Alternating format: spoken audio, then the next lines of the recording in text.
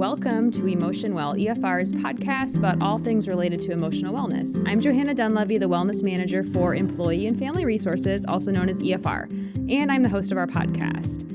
As an FYI, EFR is located in Des Moines, Iowa, and we are Iowa's first employee assistance program and provide a variety of services you can learn more about at www.efr.org.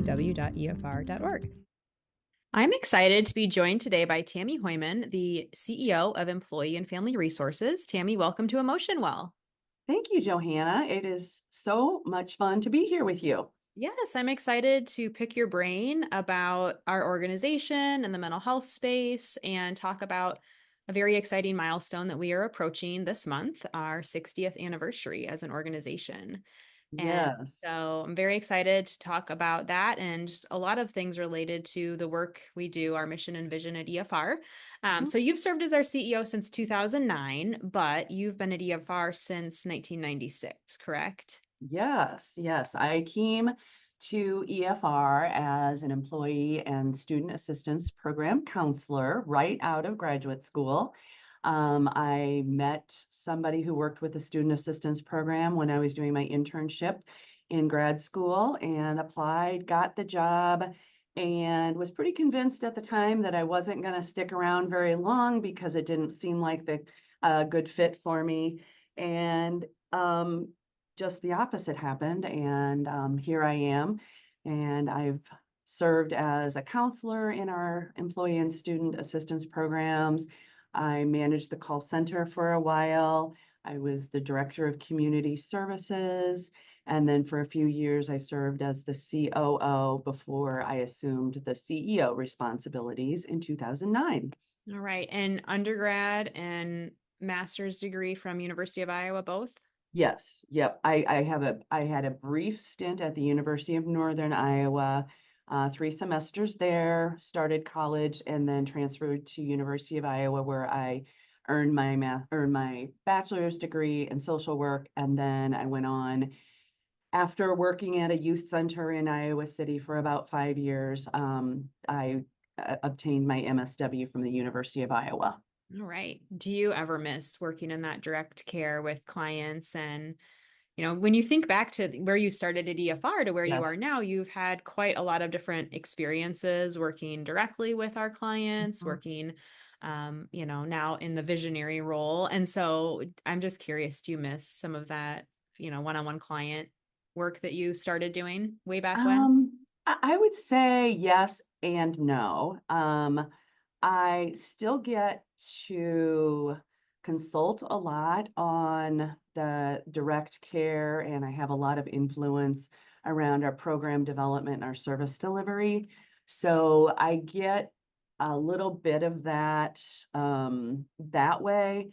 Um, and I really did enjoy my direct service years and really never thought that I would move into management or into any kind of a leadership role. I really saw myself as a family therapist, primarily working with adolescents. Uh-huh. But when I got to EFR and was exposed to the value of employment and all of the other services that EFR supports, it really expanded my horizon around how I could use my degree in different ways.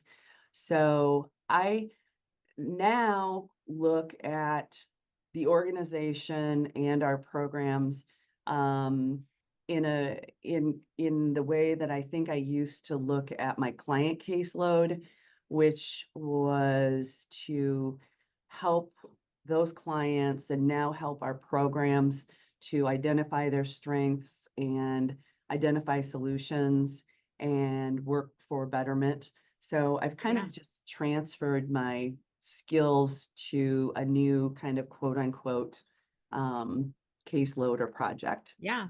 Well, I can speak to the aspect of how rewarding it is to work at EFR. I've been here for 9 years. And so as you just kind of shared your Mhm. perspective of, moving through the different roles, it sounds like every role you've had has felt very rewarding and, has been very fulfilling. So, and not many Absolutely. people can say that, they've had Right. a career at, one organization for as long as you have, and that you felt fulfilled, the whole time, and that Right. your career has evolved. So very exciting to hear that.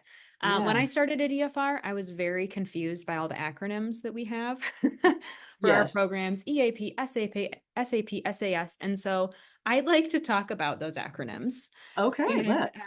let's start with EAP. So EAP is Employee Assistance Program, and this is a benefit that we provide to workplaces and organizations.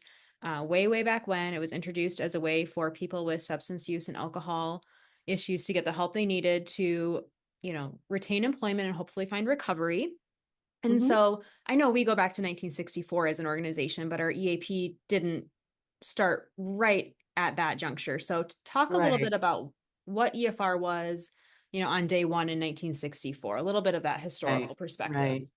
Yeah, that's it's been really fun with the 60th anniversary to go back and revisit some of the documents and some of the history that I have access to about those early days at what was founded as the National Council on Alcoholism. And I always say it's the Iowa affiliate. I think eventually we became the Iowa affiliate, but at the beginning we were the Des Moines affiliate. Okay. So, at so my understanding from what I've read is that the organization was founded by Dorothea Tone and Anna Meredith. Very interesting story there, where Dorothea Tone had identified some problems that she was having with alcohol and went to Hazelden in Minnesota. Very now huge treatment programs Mhm. across the country.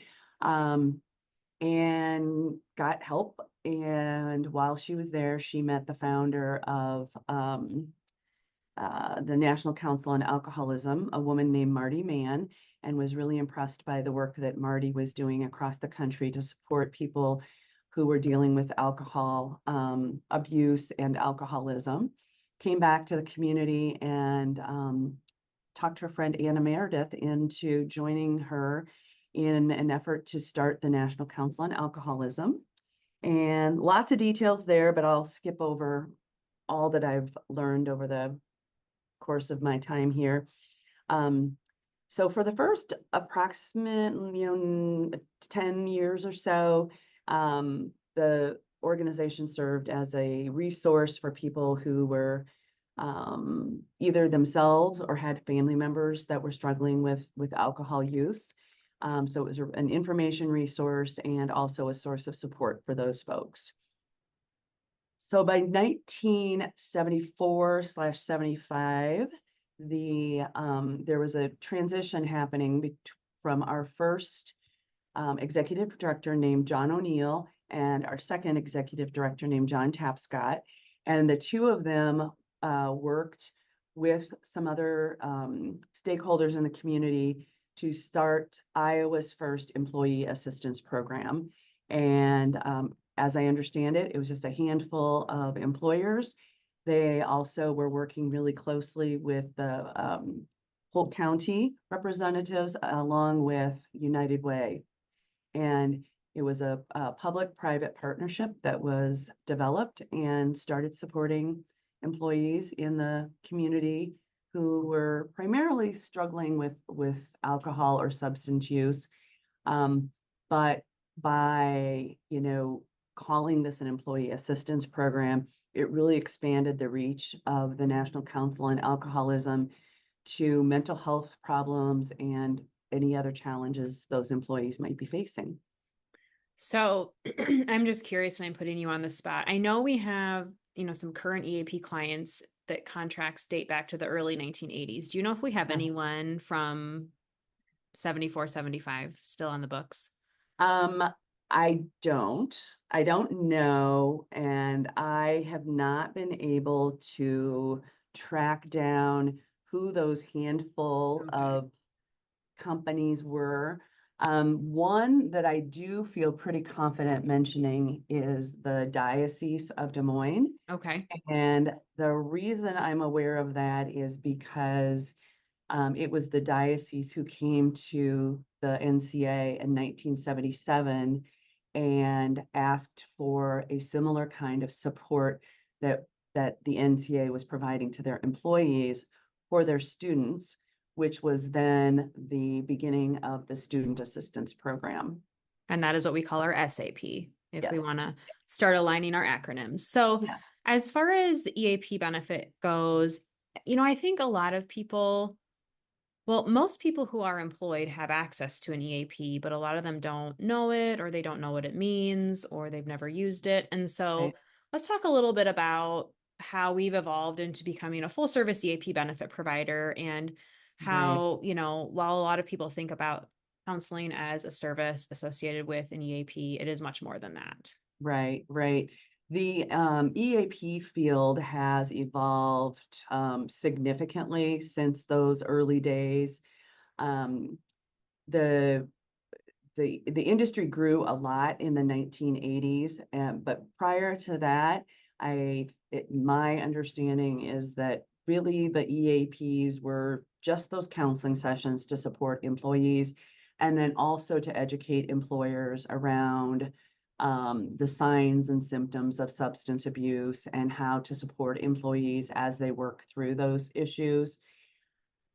So over those 40-ish years, the field has become far more sophisticated. We have had to, dig a little bit deeper and find out what are the pain points the employers are facing, and what are the needs of their employees. So now counseling is just one of a whole suite of services that we offer to our employee assistance clients and customers. We have work-life services that are available for employees to support legal, financial, identity theft kinds of needs, as well as childcare, elder care resources. We currently offer life coaching, Togetherall, which is an online support, peer support site slash network. And then we also offer a whole suite of services to employers as well, helping to support them to take good care of their employees. We offer a management consultation, a management referral process. We offer crisis response in the unfortunate situation if there is a work site crisis, which could really be anything. We really work with our employers to help them to define when they would need the help that we would provide on site for a crisis. We provide management and employee orientations, and then we also offer training, worksite mediation, and leadership coaching, all in an effort to, provide a comprehensive support to employers and their employees.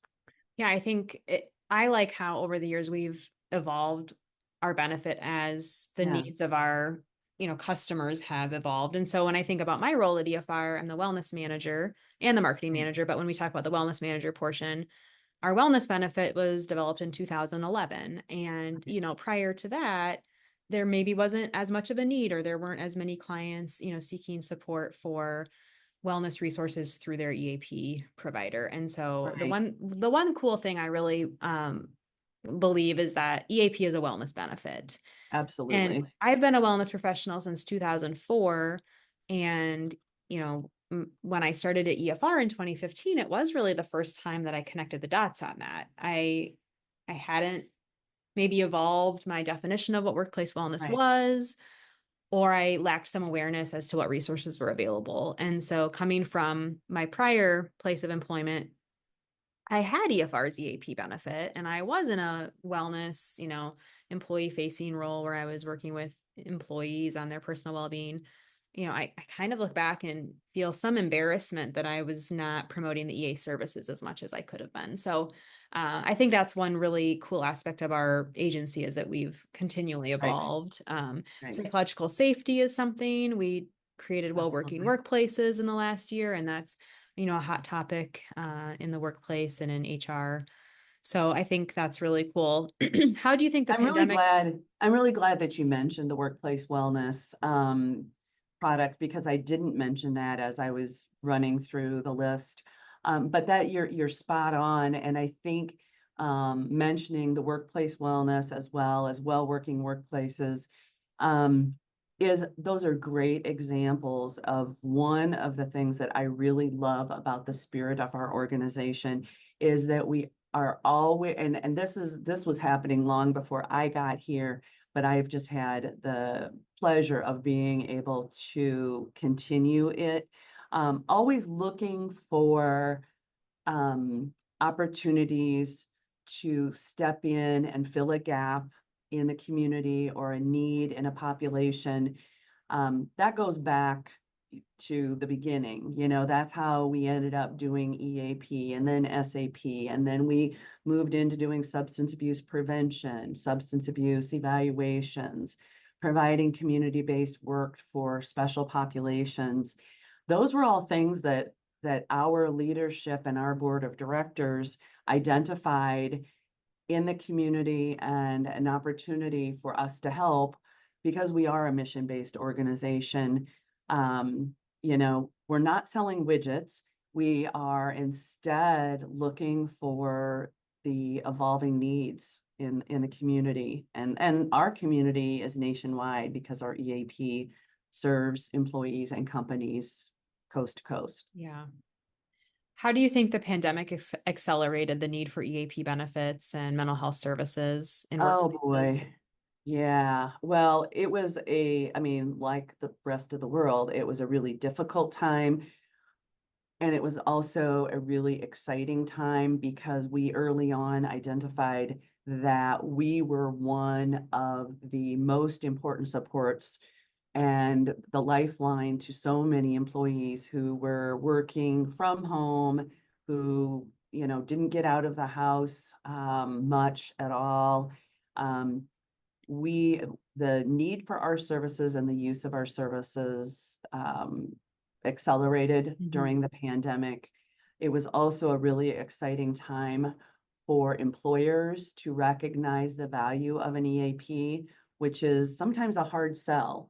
I mean, a lot of employers don't think of us as one of their top benefits. But really, when you look at what a full service EAP can offer, um, we're a very cost effective and really valuable go-to resource. So yeah, we saw a spike in our services, we saw a spike in our sales during the pandemic. And then, those months as the world was settling back into the new normal, so to speak, um, it was a very, very busy time for us in the EAP, which of course is very exciting. We have always known the need is out there. There's just no doubt, knowing Sure. what we know around behavioral health and well-being of humans, that they need the kinds of services that we offer. But there's always been barriers to people accessing the services or knowing about the services. And, the pandemic made it okay. It made it okay for the first time in my career for people to talk about loneliness, talk about depression, anxiety, talk about increased substance use. Um, And unfortunately, I have to say that I've seen the pendulum swing a little bit back in the other direction Yeah. now. Um, I see that in some ways, some employers, I will say, have settled back into that old um, complacency that, oh, our employees are doing okay. If they need help, they're going to seek it on their own, and really not promoting or investing in EAP as much as we saw during those three Yeah. or really rough years. Well, I also think, and this was something that came up during the pandemic, was when people started working remotely and there was less, face-to-face interaction with colleagues and leaders. Hmm. There was less maybe awareness of what those team members were experiencing and how well they were doing emotionally and mentally. And Right, so now working from home has become pretty much the norm for a lot of industries right, in workplaces. And so, initially, like you said, initially there was all of that concern, and now there's a new normal.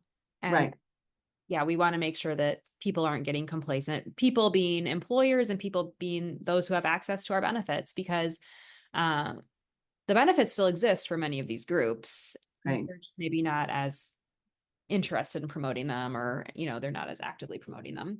So let's right. talk about And another population. Oh, I'm I sorry. was just going to mention, just yesterday in a meeting with a partner of ours, they invited us to join a webinar on the epidemic of loneliness. It's not over, Yeah. we are not as social as we were prior to the pandemic. And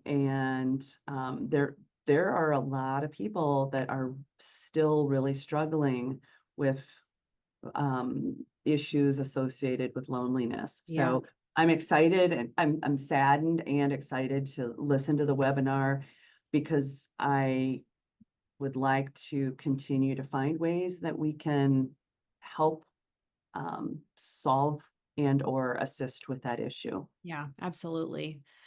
So talking now about another, what I would consider population that needs a lot of mental health support and resources, youth and adolescents. And this is Mhm. maybe a nice segue to our student assistance program, since we do provide those services Yeah. to, K through 12 students and their families. Can you talk a little bit about our SAP program?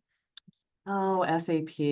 Every I time I know talk it's your about baby. I know you love it it. is my So baby, and every time I talk about each of our programs, I get going and I go, well, this one, not that I have a favorite, but this one kind of is one of my it's okay to favorites. have a favorite. Yeah, SAP is definitely one of my favorites, but don't get me started on substance abuse services, because then I'll I'll admit that that one's also my favorite. They're all my favorites.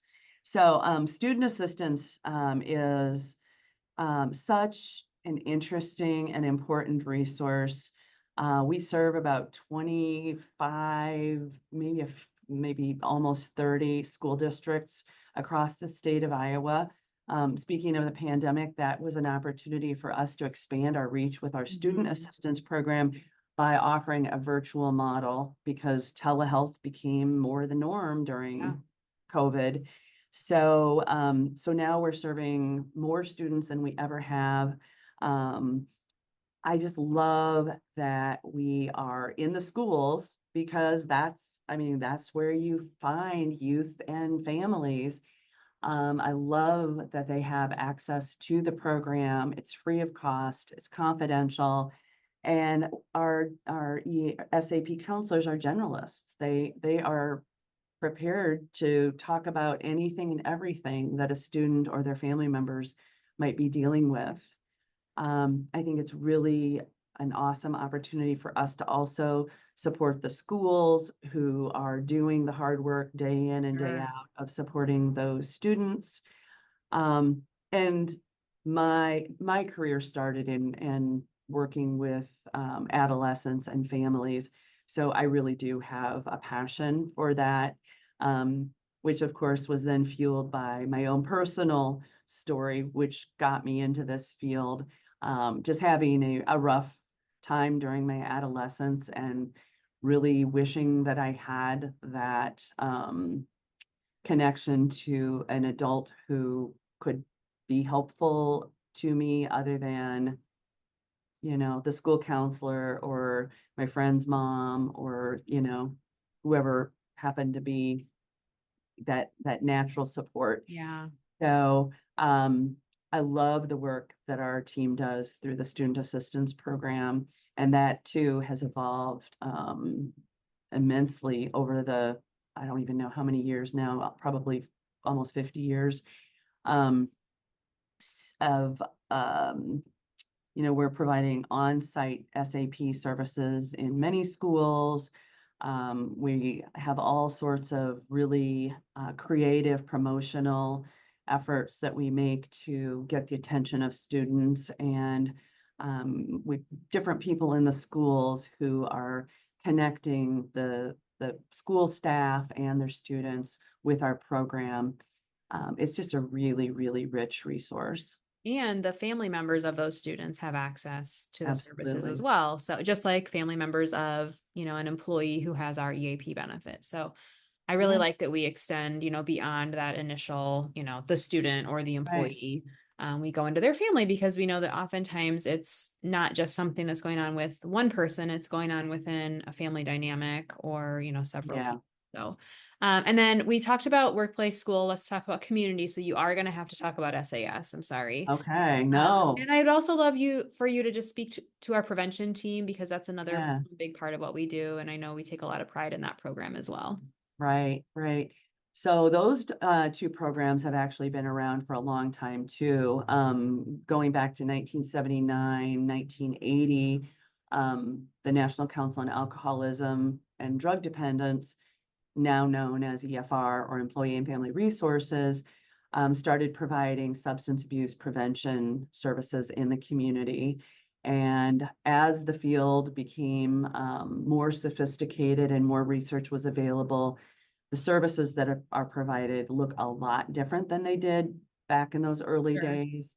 But we have a team now of about 10 prevention specialists who are all over our community, serving Polk, Warren, Jasper, and Marion counties, doing all sorts of really interesting and really effective work to help to prevent the substance abuse and problem gambling problems from developing, or at least if they have started to, possibly minimize the impact. And it is a highly research-based field that if you provide a comprehensive approach, it can be very effective. So that type of work is also, I get pretty jazzed when I talk about that. And more that I hear about the different creative activities that they're doing and the effective work, changing policies in communities, identifying, dangerous areas and helping communities to address them, teaching important lessons in the schools, working with coalitions. It's just super interesting work. And then that, under substance abuse, we also have been providing substance abuse evaluations since about 1980. And in my reading for the preparation for the 60th anniversary, I have learned that what we now call substance abuse services was originally called the Central Assessment Center, and it actually started as an alternative for people who had been arrested for uh, drunk driving, for an OWI. And it provided an alternative for these folks to be educated around issues of alcoholism and other drug use, and get some help if they needed help around their substance use. And over the several decades of that program, it has now evolved to be a program that primarily serves people that are involved with the criminal justice system. So the large majority of the folks that we see through that program are doing so as a result of a court order. And we have two counselors that provide services right here at the Polk County Jail, where folks are incarcerated, and lots of times the crimes that they have been arrested for either involve drugs or alcohol, or they were somehow impaired at the time that they committed those crimes. Mm-hmm. So it's a very um, valuable opportunity that we are providing to these folks to make some major changes in their life and to access a treatment program instead of facing incarceration. So very different than what we're providing through all of these other avenues, but it kind of rounds out what makes me so proud of the organization is that we have all of these different entry points for people to access services.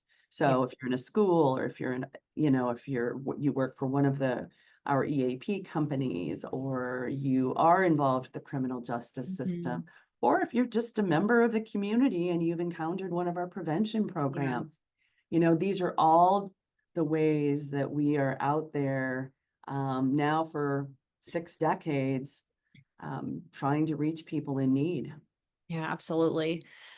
So are you the fourth or fifth CEO at Employee and Family Resources? Well, this was a great opportunity to mention each of them. John O'Neill was our very first. John Tapscott was our second. Paul Hedquist was our third. And then I am the fourth, first female though. So, yes, first female. So as you think, about your predecessors, I'm guessing you can kind of imagine like a footprint they all left on the organization and beyond.